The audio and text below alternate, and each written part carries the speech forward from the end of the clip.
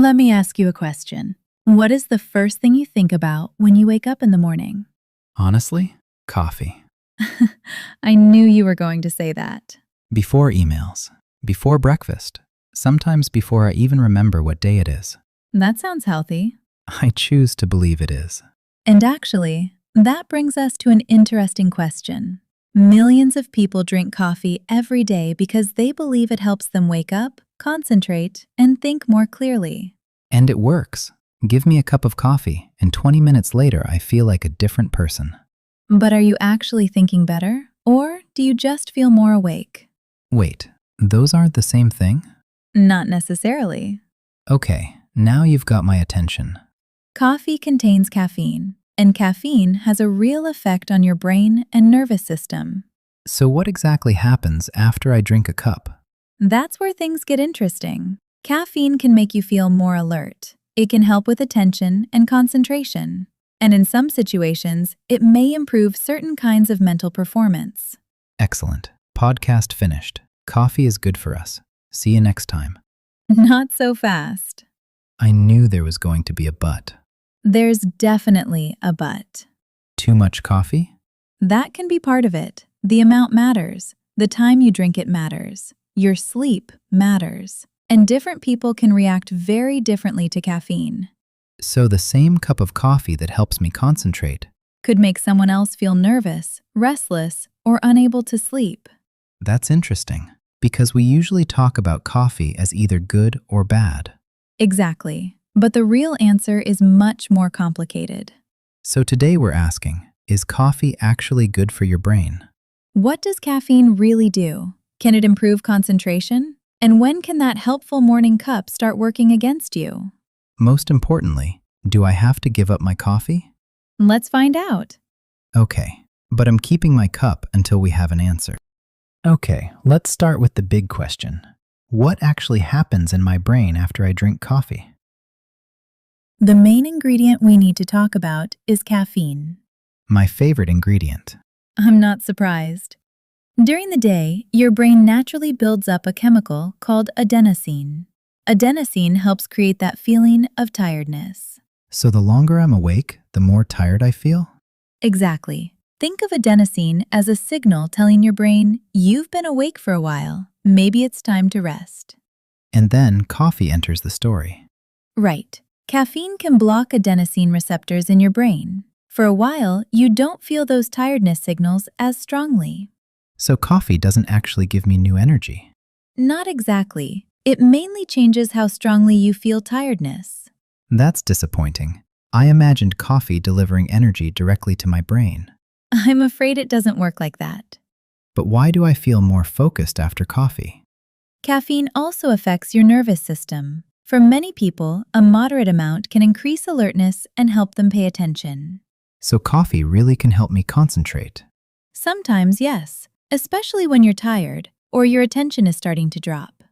Excellent. I'll take another cup. Not so fast. There's a problem? There can be. Feeling more awake doesn't mean that more caffeine will always make your brain work better. Why not? Imagine you're already stressed. You have deadlines, your phone keeps ringing, and you've already had several coffees. That sounds familiar. More caffeine might make you restless or nervous. Your heart may beat faster, and concentrating can actually become harder. So there's a sweet spot? Exactly. A certain amount may help you feel alert, but more isn't automatically better. So 2 coffees don't give me twice the concentration. Definitely not. But why can some people drink coffee at night and still sleep? Because people respond to caffeine differently. Our bodies don't all process it at the same speed. I know people who drink coffee after dinner and sleep perfectly well. And others avoid it in the afternoon because it can keep them awake at night. So there's no perfect amount for everyone. Exactly. And there's something else. Your body can adapt to caffeine if you drink it regularly. I feel like this is becoming personal. Over time, some people develop tolerance. The same amount of caffeine may not feel as powerful as before. So they start drinking more? Sometimes. And if a regular coffee drinker suddenly stops, They may experience headaches, tiredness, or trouble concentrating. So sometimes my morning coffee isn't making me feel amazing. It might partly be helping you feel normal again because your body has become used to caffeine. I feel betrayed by my coffee. Don't give up on it yet, Good.